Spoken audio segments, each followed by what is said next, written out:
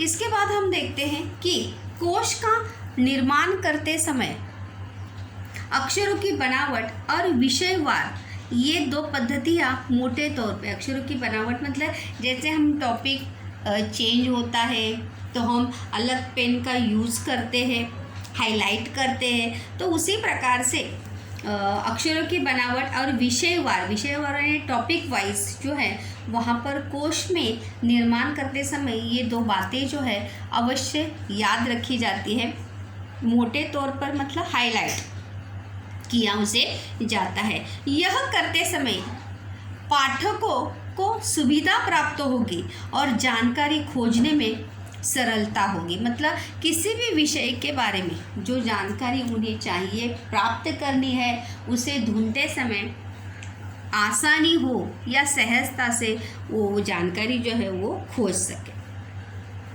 इन बातों को ध्यान में रखना पड़ता है। जैसे डिक्शनरी A to Z के हिसाब से लगाई जाती है। अगर हम ए के शब्द का अर्थ हमें ढूंढना है तो हम कहाँ जाके ढूंढते, ए में जाके ढूंढते। उसी प्रकार से यहाँ पर भी अक्षरों की बनावट और विषयवार ये दो पद्धतियाँ जो है यहाँ पर अवलंबित की जाती है कोश लिखते समय। कोश के अंत में यदि सूची दी होगी तो पाठकों के लिए उत्तम सुविधा हो जाती है। जैसे अगर आप देखेंगे तो आपके टेक्स्ट बुक के पीछे बैक साइड में संदर्भ ग्रंथ होता है या संदर्भ सूची होती है। मतलब वो किताब लिखते समय हमने किन किन किताबों का आधार लिया है या किन किन किताबों का संदर्भ लिया है, ये सूची जो है आपके किताब खत्म होने के बाद वहाँ पर दी जाती है, ताकि पाठक जो है या जो स्टूडेंट से विद्यार्थी है या पाठक है उनके लिए और जानकारी जो है वो पाठक या जानकारी और प्राप्त कर सकता है और अपने ज्ञान को और बढ़ा सकता है। इसीलिए वहाँ पर अगर सूची दी होती है तो पाठकों के लिए उत्तम सुविधा होती है उन संदर्भ ग्रंथों के माध्यम से और अपनी जानकारी वो बढ़ा सकते हैं। उपरोक्त पद्धति की कोश निर्मिति कोई व्यक्ति अथवा संपादक मंडल ही कर सकता है। कोश निर्मिति यानी कोई व्यक्ति या संपादक मंडल यानी जो उसका लेखक है, एडिटर है, वही उसका पब्लिश उसे कर सकता है। कोश का लेखन करते समय विविध विषयों के तज्ञों की आवश्यकता अनुभव होती है, क्योंकि लेखन करने वाला ही या जो उस बात का या कोश का लेखन करता है वही उसी को उस विषय से संबंधित पूरा ज्ञान हो, पूरी जानकारी हो, ऐसा कदापि भी हो सकता नहीं। तो जो उस विषय के तज्ञ हैं, जानकार व्यक्ति है, उन जानकार व्यक्तियों की या तज्ञों की भी आवश्यकता हमें उस समय अनुभव होती है और तज्ञों की जानकारी के आधार पर ही कोशों का निर्माण जो है वो किया जाता है। उसके बाद कोश में ही हम दूसरा प्रकार देखने वाले हैं कोशों के प्रकार। देखो मैंने कहा था कि ये टॉपिक जो है कोश, ये टॉपिक जो है बहुत ही महत्वपूर्ण है, क्योंकि इसके हर एक टॉपिक के ऊपर प्रश्न है। जैसे अभी हमने देखा था कोश की विशेषता। कोश की विशेषता क्या थी? अचूकता, सटीकता, वस्तुनिष्ठता, बद्धता और अध्ययनता। एक प्रश्न देखा था। उसके बाद हम यहाँ पर देखने वाले हैं कोशों के प्रकार। ये भी आपको संकल्पना चित्र पूर्ण कीजिए के लिए ये प्रश्न जो है वो आता है। और ये साथ ही साथ इस कोश में जितने भी प्रकार है ये सभी प्रकार बच्चों अवधारणा स्पष्ट कीजिए और टिप्पणी लिखिए के लिए इंडिविजुअल एक एक करके भी आपको पूछे जाते हैं। तो इसीलिए ये कोश, ये टॉपिक जो है आपको बहुत ही थॉरोली जो है उसको स्टडी करना आवश्यक है। तो कोश के प्रकार देखिए, संकल्पना चित्र पूर्ण कीजिए के लिए कोशों का सामान्यतः 4 विभागों में वर्गीकरण किया जाता है। 4 पार्टों में उसका वर्गीकरण किया जाता है। एक है शब्दकोश, दूसरा है विश्वकोश, तीसरा है कोश सदृश वाङ्मय।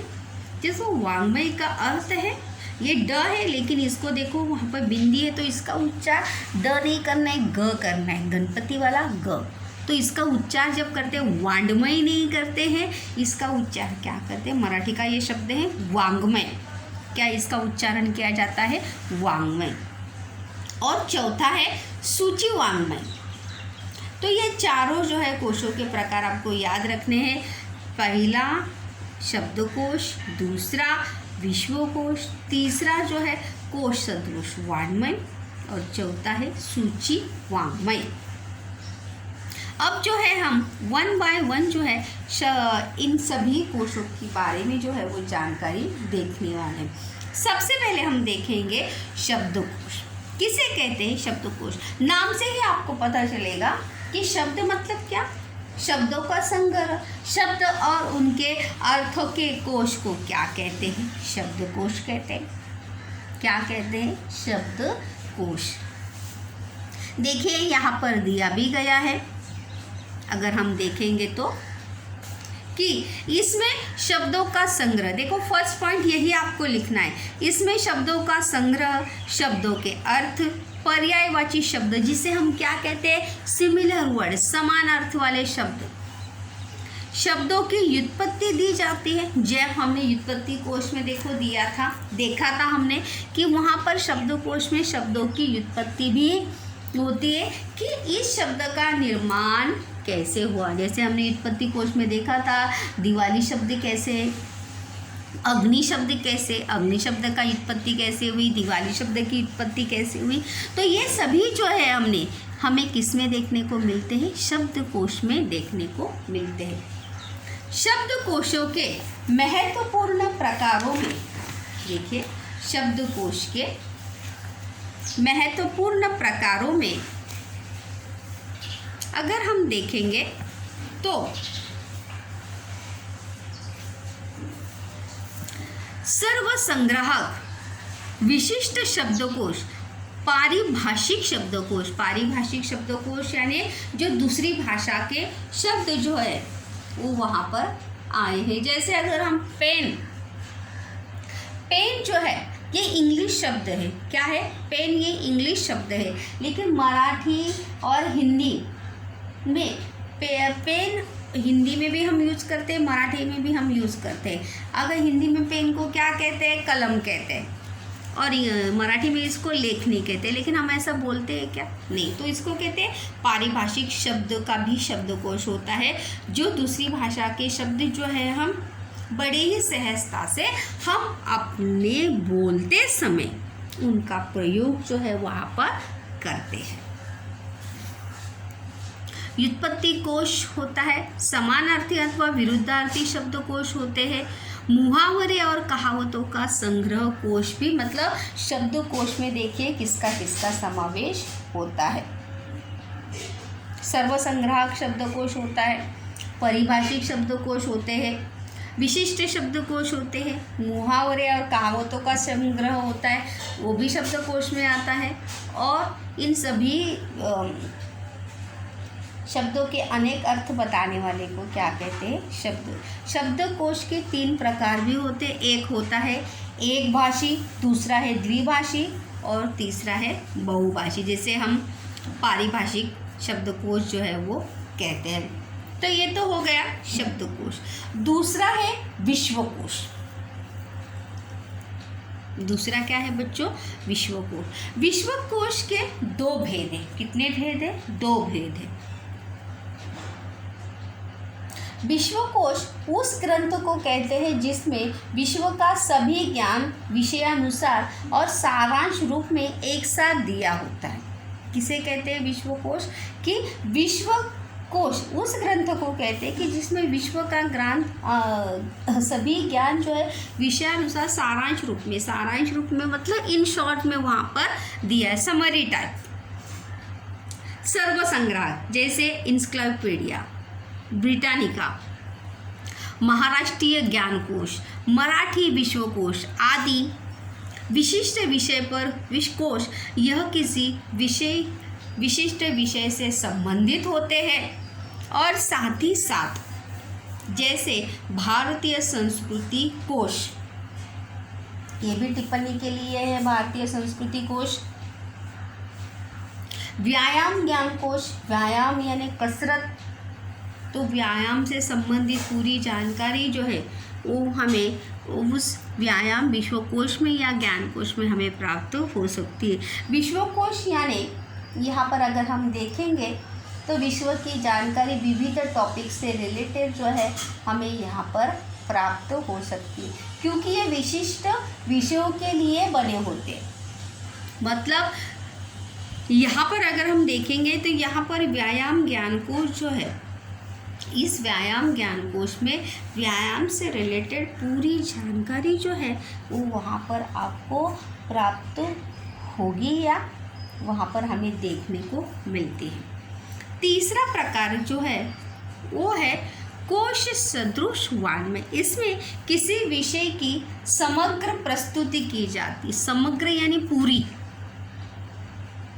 जैसे अगर साम्राज्य, किसी साम्राज्य के बारे में अगर जानकारी वहाँ पर देनी है तो उस साम्राज्य, मुगल साम्राज्य हो, पेशवा साम्राज्य हो, तो उस साम्राज्य की पूरी जानकारी, शिवाजी महाराज का इतिहास हो, पूरी जानकारी जो है हमें उसी कोश सदृश वाङ्मय में हमें देखने को मिल सकती है। इसमें या मराठों का इतिहास हो, महाराणा प्रताप के हो, अकबर का इतिहास हो, इसमें किसी विशिष्ट विषय से संबंधित लेख तज्ञों द्वारा लिखवाए जाते हैं और ग्रंथों का निर्माण जो है वो किया जाता है। देखो यहाँ पर जो है जानकारी जो है तज्ञों द्वारा या जो एक्सपर्ट है उन एक्सपर्ट द्वारा जो है वहाँ पर जानकारी जो है वो लिखी जाती है और फिर ग्रंथ का निर्माण किया जाता है, क्योंकि जिस व्यक्ति को उस टॉपिक से रिलेटेड पूरी जानकारी हो, A to Z जानकारी हो, उसी व्यक्ति को लेखन की जिम्मेदारी जो है वहाँ पर दी जाती है और फिर ग्रंथ का निर्माण किया। जैसे देखो महाराष्ट्र जीवन खंड 1-2, मतलब खंड मतलब यहाँ पर इसके 1 और 2 खंड जो है वहाँ पर प्रकाशित महाराष्ट्र जीवन खंड, मतलब इस खंड में या इस ग्रंथ में आपको महाराष्ट्र के जीवन के बारे में, महाराष्ट्र की सांस्कृतिक सामाजिक परिस्थिति के बारे में आपको पूरी जानकारी जो है इस महाराष्ट्र जीवन खंड में मिल सकती है। शहर पुणे खंड से पुणे के बारे में जानकारी, पुणे की सामाजिक परिस्थिति क्या है, सांस्कृतिक परिस्थिति क्या है, ये सभी जानकारी जो है वहाँ पर आपको, इसे कहते हैं कोश सदृश वाङ्मय का अर्थ होता है साहित्य, लिटरेचर। तो मतलब उस एक ही टॉपिक को लेकर वहाँ पे जो है किताब का लेखन किया जाता है, उसे कहा जाता है कोश सदृश वाङ्मय। जैसे हम मुंबई शहर, तो मुंबई शहर के बारे में पूरी जानकारी A to Z, मुंबई की लाइफस्टाइल, मुंबई की सामाजिक परिस्थिति क्या है, मुंबई की सांस्कृतिक परिस्थिति कैसी है, ये सभी जो है आर्थिक परिस्थिति कैसी है, ये सभी जब हम लिखेंगे तो हो जाएगा मुंबई का कोश सदृश वाङ्मय साहित्य। और लास्ट नॉट लिस्ट वो है सूची वाङ्मय। सूची यानी जैसे हम लिस्ट, यादी। ग्रंथ के अंत में उस ग्रंथ के व्यक्ति, विषय, स्थान और ग्रंथों की सूची जो है वो, जैसे अभी मैंने बताया आपको, सूची वाङ्मय जो है संदर्भ ग्रंथ जिसे कहते हैं उसे कहते हैं सूची वाङ्मय। शब्दों की क्रमबद्धता को सूची कहते हैं। क्रमबद्धता यानी अल्फाबेटिकली, क्रमिक, प्रॉपर ऑर्डर। यह सूची संबंधित ग्रंथ को पढ़ने में सहायता पहुंचाती है। मतलब वहाँ पर अगर संदर्भ ग्रंथ देखेंगे तो संदर्भ ग्रंथ भी क्रमिक या प्रॉपर ऑर्डर में ही वहाँ पर लिखे जाते हैं कि उस मतलब लेखन करते समय वहाँ पर किन किन का समावेश जो है हमने मतलब उस किताब का लेखन करते समय हमने किस बात का आधार लिया है। जैसे दाते द्वारा मराठी पत्रिकाओं की सिद्ध की हुई सूची। दाते जो है ये सरनेम है और उनके द्वारा मराठी पत्रिकाओं की सिद्ध की मतलब बनाई गई जो सूची है वो जो है सूची वाङ्मय का एक बहुत ही महत्वपूर्ण उदाहरण है, क्योंकि उसी के आधार पर जो है सूची वाङ्मय यानी संदर्भ ग्रंथ की सूची, मतलब जैसे हम प्रोजेक्ट वगैरह बनाते हैं तो प्रोजेक्ट बनाने के बाद हम लास्ट में लिखते हैं कि वो प्रोजेक्ट बनाते समय हमने विच बुक टू रिफ़र, हमने कौन कौन सी बुक जो है रिफ़र किए हैं, कौन कौन सी बुक से हमने ये सभी जानकारी जो है वो एकत्रित की है। इन सभी बातों का संकलन जिसमें किया जाता है उसे कहा जाता है सूची वाङ्मय, जो ग्रंथ के अंत में उस ग्रंथ के व्यक्ति, विषय, स्थान और ग्रंथों की सूची जो है, अगर मराठों का इतिहास ये ग्रंथ है तो मराठों के इतिहास के अंत में, उस किताब के अंत में ये सूची दी जाएगी कि इसका लेखन करते समय लेखक ने कौन कौन से संदर्भ ग्रंथ का आधार लिया है, कौन कौन से संदर्भ ग्रंथ जो है उसने पढ़े हैं। तो इस प्रकार से हमने कोश के प्रकार वहाँ पर आज देखे हैं। शब्दकोश, विश्वकोश, कोश सदृश वाङ्मय और सूची वाङ्मय, ये कोश के क्या है 4 प्रकार है। और कोश की विशेषता क्या है? बद्धता, अचूकता, सटीकता और वस्तुनिष्ठता। और ये सभी कोश के प्रकार इंडिविजुअली आपको टिप्पणी लिखिए और अवधारणा अवधारणा स्पष्ट कीजिए के लिए ये 1 बाय 1 भी आपको पूछते हैं। ऐसे इस प्रकार के प्रश्न भी आपको पूछे गए हैं। लास्ट टाइम देखो विश्वकोश भी आया था और सरस्वती महल ग्रंथालय भी आया था।